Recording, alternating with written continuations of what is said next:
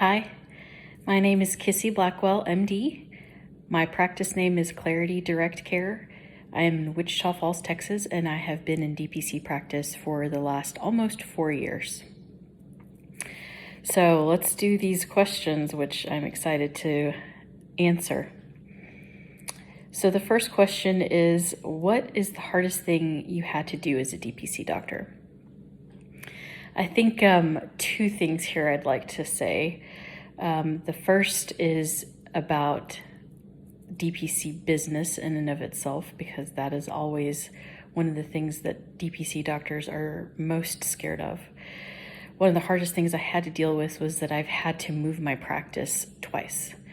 So the first time I was actually in a location where I was getting free rent and free utilities, which was amazing, but definitely had a bit of a falling out with my landlord and had to leave the building within the course of a week.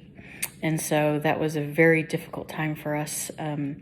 But we were so very lucky to find someone who actually was able to pack everything for us, move everything for us, build a whole bunch of things from Sam's Club, hang everything on the wall, and we had everything set up and ready in our next location in 2 days, which was just absolutely amazing. Certainly in DPC practice itself, there's always difficult things. I think when you have closer relationships with your patients, it's a lot harder when you have to deal with bad news. So we've definitely had patients that we have diagnosed with cancer and later on went on to pass away. And their families, of course, are still with us. And so it's very difficult. It's like losing a family member. And so, we're taught as students and residents and that we should disconnect from that and not feel those things for our patients. But I really think the opposite. I think having human emotions and human connections is actually what makes DPC amazing and what makes us physicians good physicians. Okay, the next question is, what is your favorite quote and why? And I think this is probably a quote that a lot of us really like, so I'm going to go ahead and read it in its entirety.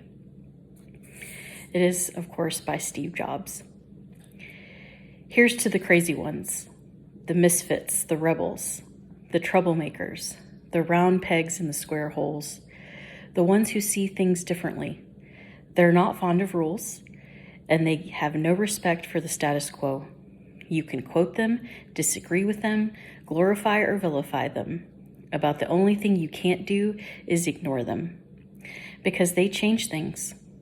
They push the human race forward, and while some may see them as the crazy ones, we see genius. Because the people who are crazy enough to think that they can change the world are the ones who do. And of course, that fits so perfectly with DPC. And I think all of us in our journey to DPC have probably been called crazy at some point in our journey. And we know that at the end of the day, when we're happy and we're doing things right and our patients love us and we love what we do, that we have been the ones to change the world. So the next question is, what's the luckiest thing you have ever had happen to you? So this is kind of interesting because I'm not sure that I feel like it's luck, but maybe it was. I certainly feel like it was a miracle on my end, but my daughter was born at 24 weeks, and we went through 4 months of a NICU stay with her, and we witnessed so many children having so many complications, many of them dying, children who were there just for a few days, other children who were there for months, some who never left the NICU, and we were so absolutely blessed and maybe lucky that our daughter did so well through the NICU stay. We spent, like I said, 6 weeks on a ventilator, another 6 weeks on CPAP, and we just really had a difficult time through that, but she made it through without any problems.